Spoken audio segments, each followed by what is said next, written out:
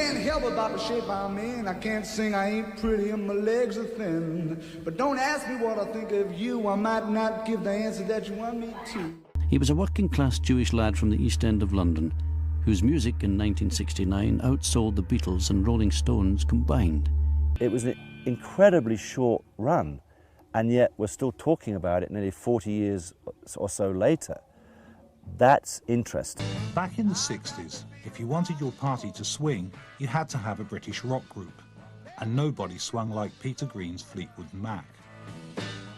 For 2 decades, there was silence. For 2 decades, the life of the legendary rock guitarist Peter Green was shrouded in mystery. Can't ignore the name Peter Green, you know, and Peter has not given up, and Peter has not gone away, and Peter won't go away. Onwards and upwards. Onwards and upwards. Yeah, I suppose. Onwards and upwards. Peter Green didn't burn out or fade away. He quietly slipped from view, leaving behind a legacy that was as complex and fragile as the man himself. I love playing, you know. I love playing. But when I think about playing and what it's all about, it's a big difference in a way, isn't it? Danny has broken a string, so while he puts it on, I'm going to do a thing that I haven't done for a long, long time, which is a solo number. I don't look for no worries. Worries and troubles come around. The world keep on turning. Got to keep my feet on the ground. A guitar genius who redefined British blues, a founder of one of the world's most famous rock bands, and a deeply troubled soul whose life was marked as much by silence as by sound. Peter Green formed the original Fleetwood Mac in 1967. His songs, Black Magic Woman, Man of the World and Albatross, became international hits. His story is one of brilliance and breakdown, acclaim and abandonment. It is a story that begins in the working-class backstreets of East London.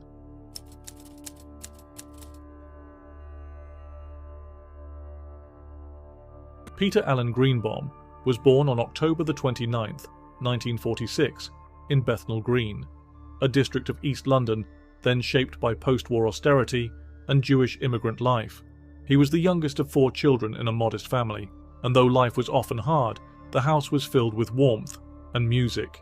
His brother Michael played guitar and was the first to recognize Peter's precocious talent.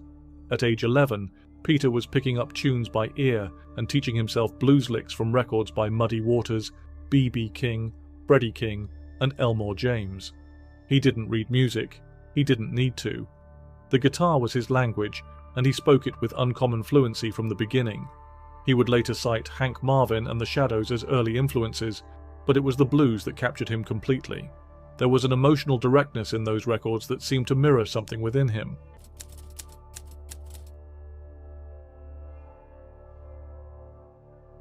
By his mid-teens, Green was playing bass and guitar in semi-professional London bands. One early break came when he joined Bobby Dennis and the Dominoes, then replaced Eric Clapton in the band Shotgun Express, fronted by a young Rod Stewart.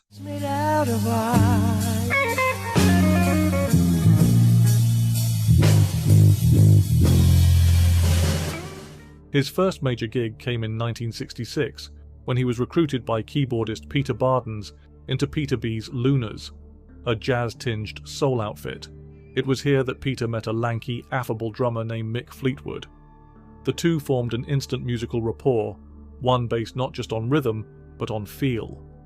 It would become one of the most crucial partnerships in British rock.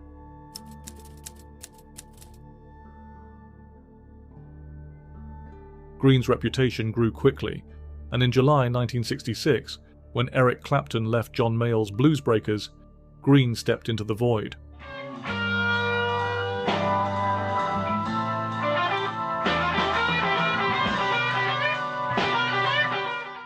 Clapton had achieved near-mythic status by that point.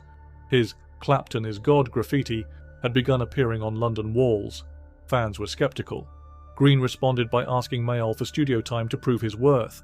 The resulting recordings, still unreleased at the time, persuaded Mayall to give him the spot.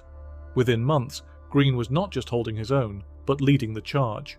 The Bluesbreakers' 1967 album A Hard Road featured Green's voice and songwriting as well as his guitar. His instrumental The Supernatural was a revelation, an eerie, reverb-heavy slow blues built not on speed but on mood, tone and restraint.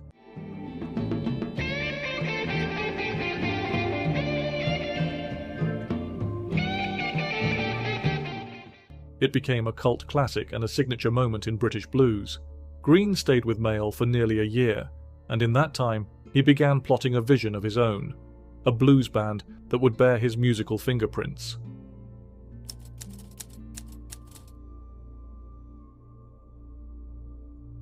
In July 1967, Peter Green left the Bluesbreakers and immediately began forming his own band. His first recruit was Mick Fleetwood, and then, with some initial hesitation, bassist John McVie. People are drawn to him. John usually chooses the people he wants. Chooses very carefully, he knows what he wants, he usually gets it. Green had the prescience and generosity to name the band after the rhythm section, Fleetwood Mac. Doing these songs, so ladies and gentlemen, Fleetwood Mac. Guitarist Jeremy Spencer, a slide player heavily influenced by Elmore James, rounded out the original lineup.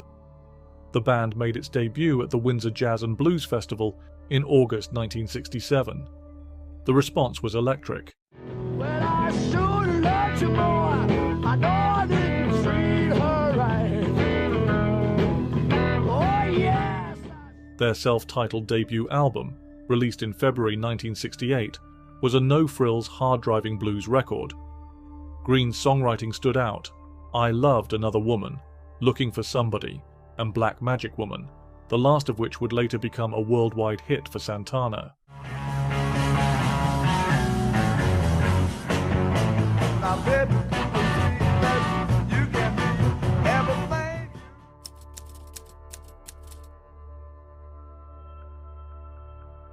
Green was not only a virtuoso guitarist, but a gifted composer with an ear for melody and mood. In November 1968, Fleetwood Mac released Albatross, a serene instrumental inspired in part by Sleepwalk by Santo and Johnny.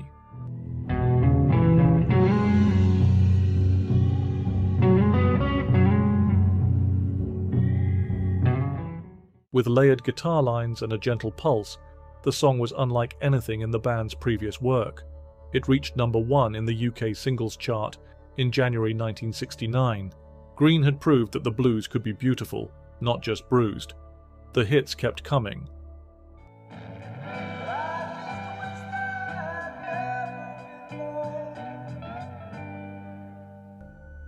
Man of the World, released in April 1969, was a tragic confessional ballad in which Green sang of his own spiritual emptiness.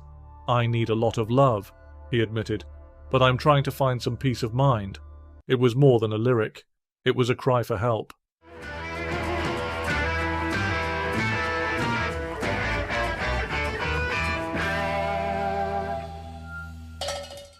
In October, Oh Well was released, a 2-part single that combined searing electric blues with a Baroque-inspired acoustic section. It demonstrated Green's growing ambition and his restlessness.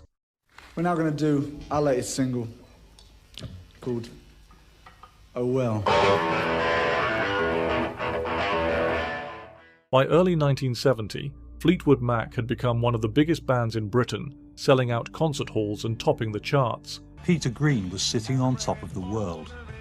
In one poll, Fleetwood Mac were voted more popular than the Beatles.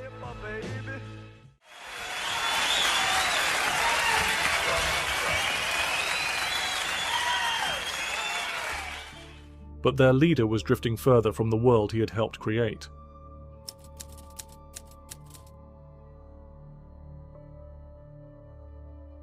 He appeared to have everything: talent, looks, fame and fortune. American success beckoned. But while touring the West Coast, Green encountered the drug culture. Green had always been introspective, even reclusive, but by 1969 his behaviour began to worry those around him. After a few too many LSD trips, his world began to collapse. He had taken LSD before, but during a trip to Munich in early 1970, he reportedly took an enormous dose at a commune known for heavy drug use. The band embarked on a major European tour. When they reached Munich, Peter was greeted by some unexpected fans. And they captured Peter completely and pulled him away. Mick Fleetwood later described the change in him as instant and irreversible. An event in Germany where Peter took some more drugs and for sure never really came back from that, to our recollection. And Green became obsessed with religion, spiritual symbolism, and the idea that wealth was evil. He decided to give away his money and retire from the music business. Things got worse.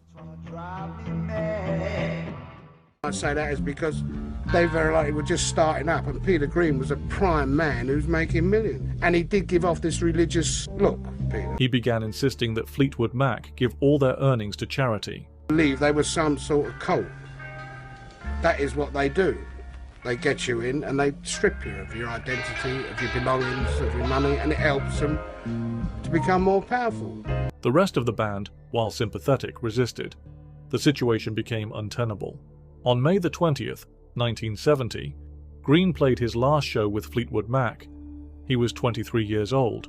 Pete says, "So what do you think of my playing then?" You know, and I said, "Shit." It sounded like out of the pits. But at the height of his success, he turned away from his fame and fortune. Sensational stories appeared in the press that he wanted to give all his money away, that he was locked up in a mental institution, that he had even threatened his accountant with a shotgun. After the cathartic experience of Munich, Peter was growing more disillusioned with the constraints of the band, and during the European tour, he finally decided to leave.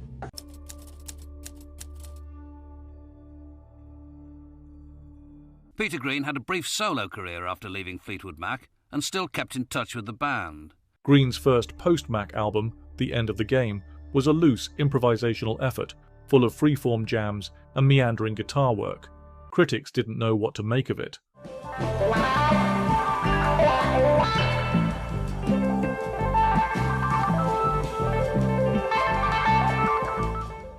Over the next few years, he withdrew almost entirely from music. At times he had no permanent address.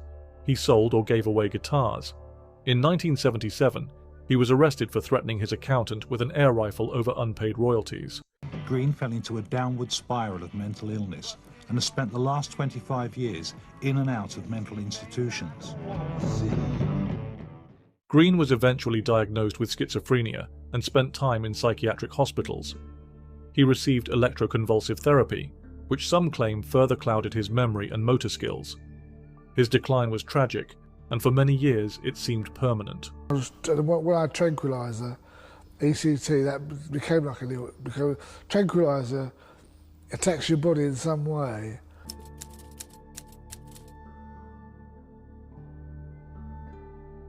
By the late 1970s, Green was stabilized with medical support and began a tentative return to recording. He released In the Skies in 1979, featuring Snowy White on second guitar.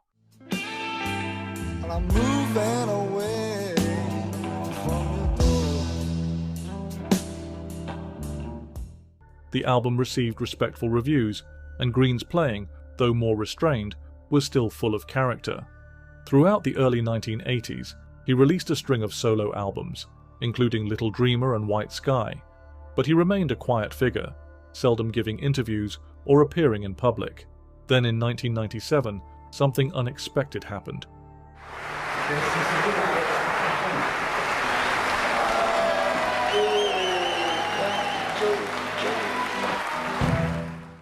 He makes a quick exit.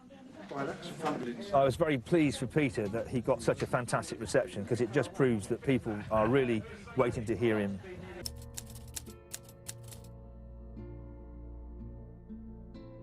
I just hoped he wasn't going to sit on his bum the rest of his life and just exist. Peter seemed to be in a dream world all the time. He couldn't stay awake. Encouraged by Nigel Watson, a guitarist who had long admired his work, Green formed the Peter Green Splinter Group.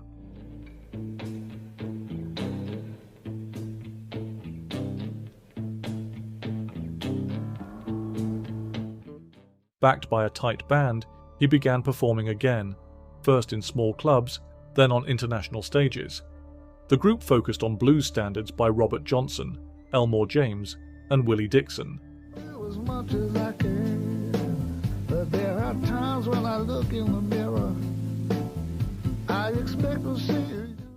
Green's voice was thinner, and he no longer played with the fiery attack of his youth, but the tone was still unmistakable.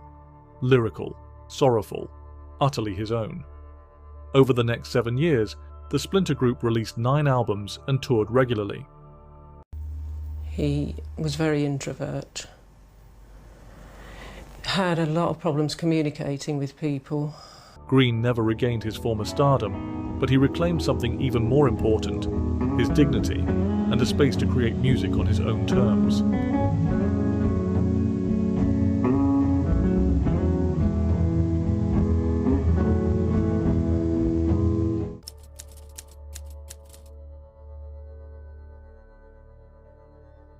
In 1998, Peter Green was inducted into the Rock and Roll Hall of Fame as a member of Fleetwood Mac.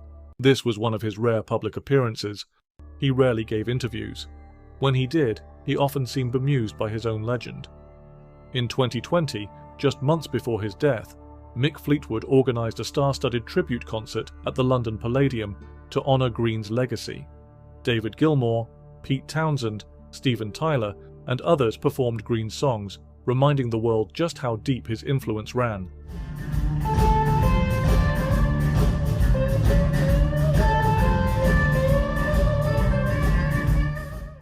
Fleetwood Mac co-founder Peter Green has died at the age of 73. He formed the band with drummer Mick Fleetwood in 1967. On July the 25th, 2020, Peter Green died peacefully in his sleep at the age of 73.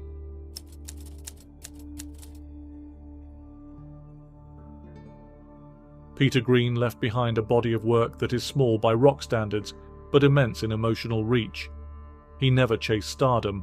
He walked away from it. He gave his songs, his name, even his band to others.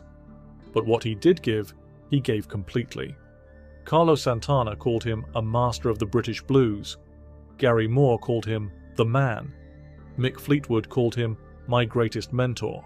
You know, a guy who came from East London, you know, a white Jewish kid who came out and played the blues. His music was very spiritual. It wasn't just someone standing up there playing the guitar. And for listeners the world over, his music remains a reminder that the deepest art often comes not from confidence, but from vulnerability. Peter Green didn't shout. He whispered. And in doing so, he said more than most ever could.